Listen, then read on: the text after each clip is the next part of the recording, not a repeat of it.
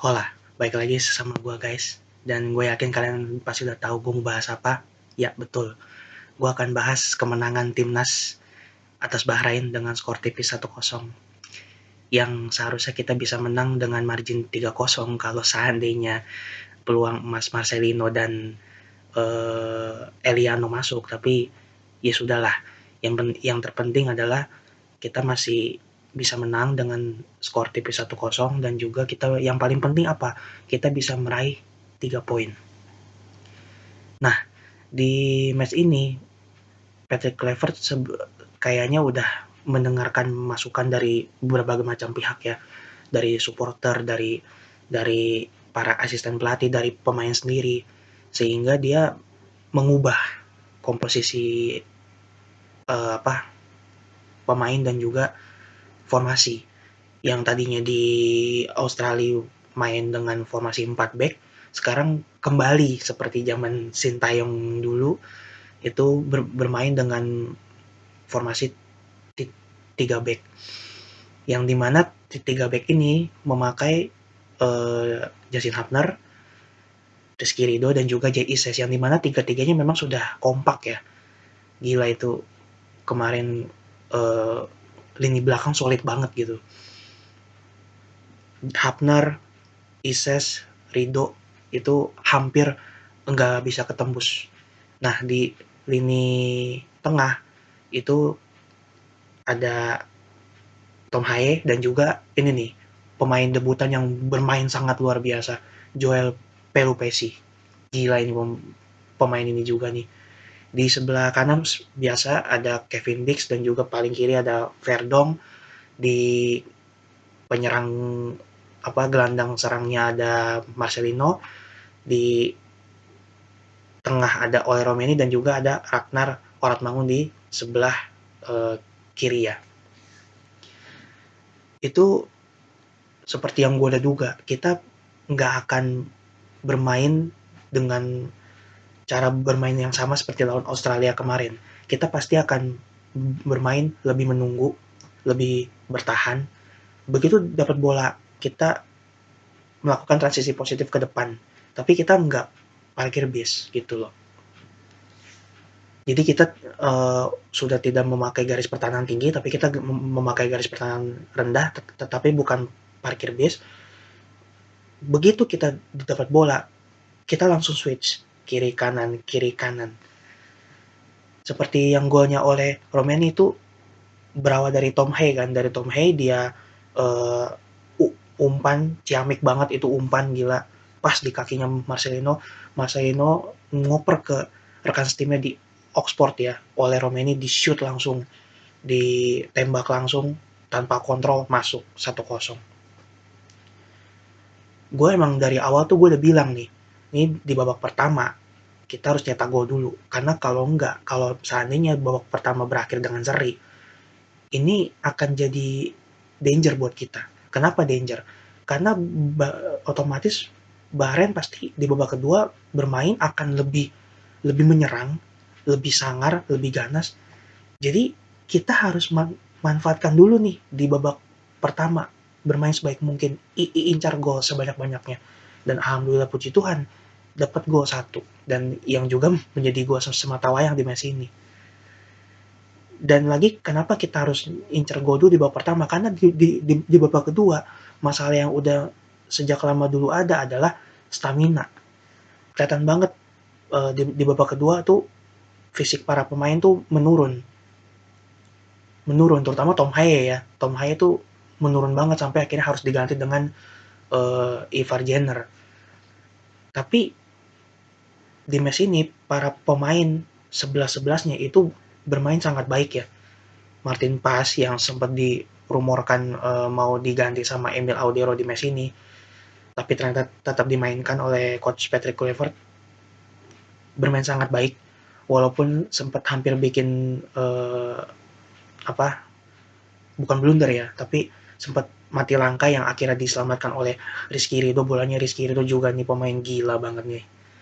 Rizky Ridho ini pemain lokal rasa asing ya. Jadi bener-bener dia fighting spiritnya, pembacaan bola, visi misinya, ditambah dia melakukan satu penyerangan krusial yang tadi gue bilang, dan biar kata dia udah sempet cedera, betisnya udah kencang, dia tetap mau main. Gila bener. Makanya gue selalu bilang untuk para pemain lokal, jadikan Rizky Ridho ini role model.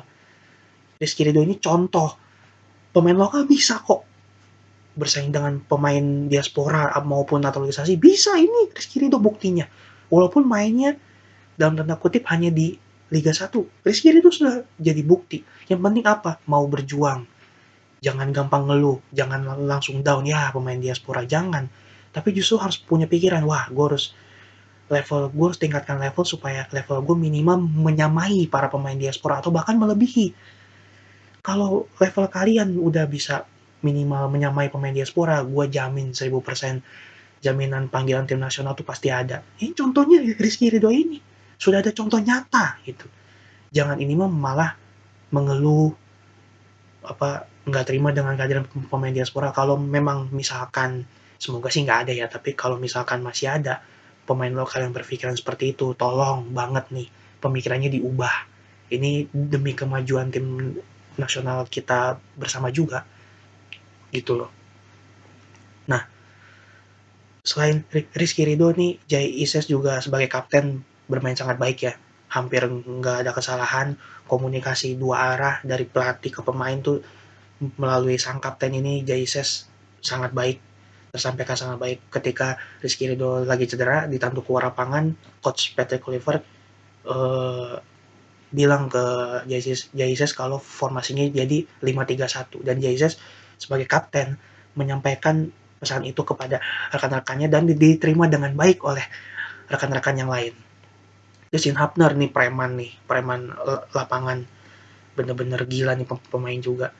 Sering melakukan tackle-tackle krusial bahkan dalam kotak penalti, tapi tackle ini memang clear, bersih, bener-bener preman lapangan nih Hapner ini. Dan di match ini dia bisa jaga emosi ya, nih gue salut banget gue. Terus Verdong seperti biasa fighting spiritnya tinggi, sama seperti lawan Australia. Kalau Verdong gue udah nggak perlu bahas terlalu jauh ya, kita semua udah tahu nih pemain bener-bener paru-parunya ada 10 kayaknya, emang nggak pernah capek juga gitu. Kayak Kevin Dix, dia berhasil menebus kesalahannya di match lawan Australia kemarin. Dia juga fighting spiritnya bener-bener badak banget lah. Sempat hampir ngasih assist ya ke Ole atau Marcelino gitu. Tapi sayangnya gagal dimanfaatkan dengan baik. Tom Haye di lini tengah, sang profesor, bener-bener kreatif banget nih sang profesor ini. Joel Pelupesi, debutan, tuh ini tukang cuci piring nih, tukang potong rumput, bola-bola tengah dipotong sama dia, bener-bener sebelum nyampe ke area final third udah di clear sama dia, bener-bener semain 90 menit konsisten, gila bener nih pemain Lomel ya, Liga 2 Belgia. Terus ada Marcelino juga ya bermain cukup baik lah, ngasih satu assist ke Oler Romeni yang merupakan rekan setim ya di Oxford. Tapi sayang banget peluang emasnya Marcelino yang udah depan gawang, tinggal one dengan kiper, melenceng. Itu kalau itu masuk, itu kita bisa unggul lebih dari satu. Harusnya kan kita kalau di total, itu kita bahkan dengan gol yang ada, itu kita menang lawan Bahrain itu 4-0. Karena di babak pertama kan Tom Haye juga sempat bikin peluang emas melalui tendangan free kick. Setelah itu ada Mangun ya. Mangun sebenarnya di match ini agak kurang ya, agak kurang, cuman oke lah, dia rajin jemput bola, menghadang pemain lawan, itu bener-bener mau bekerja keras. Oleh Romeni sang pencetak gol tunggal, 2 match berturut-turut dia mencetak gol, dan semoga nanti lawan China pun dia nyetak gol, kalau bisa nyetak golnya hat-trick ya, lebih dari 1 hat-trick atau 4 gol, 5 gol, pokoknya sebanyak-banyaknya lah.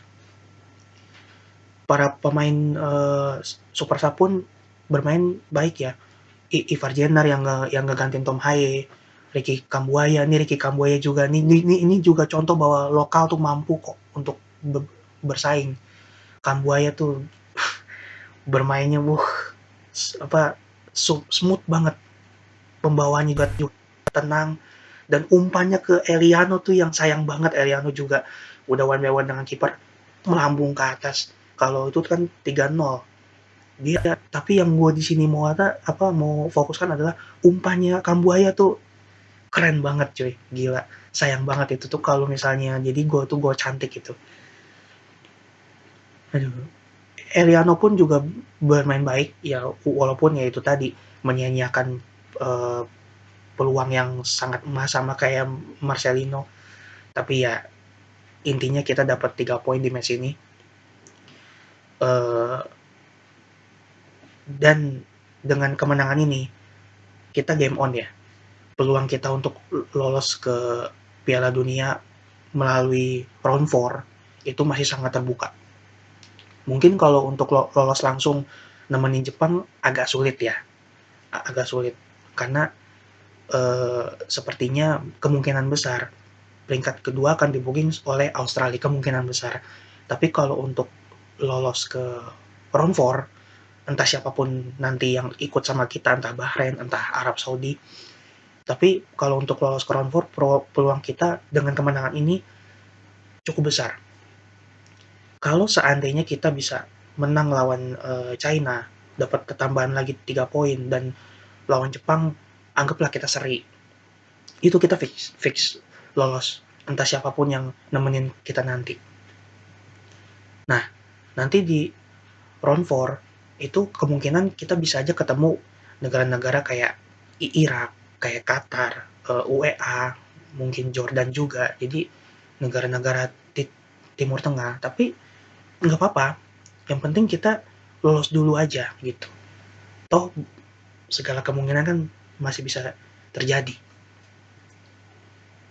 Makanya gue nggak sabar banget mau tanggal 5 Juni nanti. Gue nggak sabar. Stadion juga kemarin full house, penuh, nggak ada bangku yang kosong. Gue apa ya, waktu lihat, wih, gue salut banget sama teman-teman supporter yang mau ngedukung timnas, datang langsung ke stadion. Gue juga tadinya mau datang langsung tapi gue nggak ada tiketnya, jadi ya udahlah, nonton di rumah aja. Cuma apa ya, gue berpikir bahwa kalau seandainya kita bisa lolos ke Piala Dunia 2026 nanti, entah lolos langsung nemenin Jepang atau uh, melalui fase berikutnya ke round 4 atau round 5, itu akan, wah, gue ngebayanginnya aja ih, udah happy gitu. Gimana kalau tuh kejadian beneran?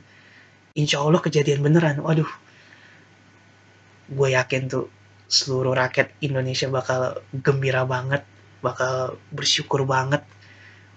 Wah, gila. Ya entah nanti kita di Piala Dunia mungkin bakal dibantai segala macam, nggak apa-apa, it's okay. Itu pengalaman pertama kita kok. Yang penting lolos dulu aja. Namanya kita tim debutan, ah, kalau nanti di Piala Dunia kita misalkan ya hancur lebur lah, jadi lumbung gol segala macam, nggak apa-apa. Gue yakin rakyat Indonesia tuh nggak apa-apa. Yang penting lolos dulu, lolos dulu. Maka dari itu nih match lawan Bahrain ini jadi pembuka buat kita lagi setelah kita sempat ragu karena dihajar Australia. Tapi melalui kemenangan lawan Bahrain ini, asa itu masih ada. Maka dari itu lawan China nanti wajib 3 poin. Nggak boleh seri, apalagi kalah. Wajib 3 poin lawan China. Kalau lawan Jepang ya kalau bisa itu 1 poin. Kalau seandainya kita dapat tambahan 4 poin, 4 poin ya, itu round 4 peringkat 3 atau 4 itu udah pasti. Bukan mungkin tapi pasti. Kalau peringkat 2 ya itu mungkin. Syukur-syukur bisa peringkat 2, jadi kita bisa langsung lolos. Tapi kalaupun kita harus melalui round 4 dulu, sekali lagi nggak apa-apa. Nanti masuk Piala Dunia dibantai, nggak apa-apa. Yang penting kita masuk. Yang penting kita bisa ngelihat lagu Indonesia Raya tuh berkumandang. Entah di Amerika kayak di Meksiko, di Kanada. Yang penting kita supporter yang cinta sama timnas beneran itu mau lihat Indonesia bermain di Piala Dunia. Kita mau lihat Indonesia Raya berkumandang di Piala Dunia. Kita mau lihat Jay Isa dan kawan-kawan berjuang di Piala Dunia.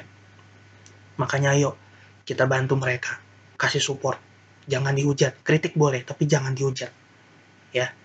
Boleh kritik, bahkan kritik itu bukan boleh, tapi harus dikritik, tapi jangan dihujat.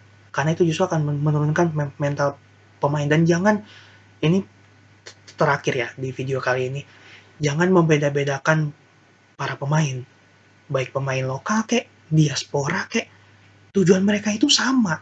Mereka mau memajukan timnas kita. Kenapa harus dibeda-bedain?